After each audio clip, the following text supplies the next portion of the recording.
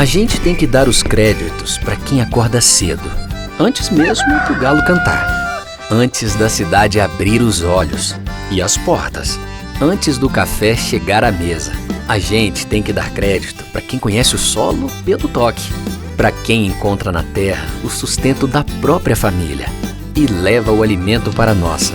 Porque é nessa terra que se constroem muitas histórias e elas merecem seguir crescendo. Tem história nesse chão, tem suor em cada grão, tem futuro florescendo de geração em geração. Agora é olhar pra frente, planejar e produzir, porque o campo dá os frutos pra quem sabe persistir.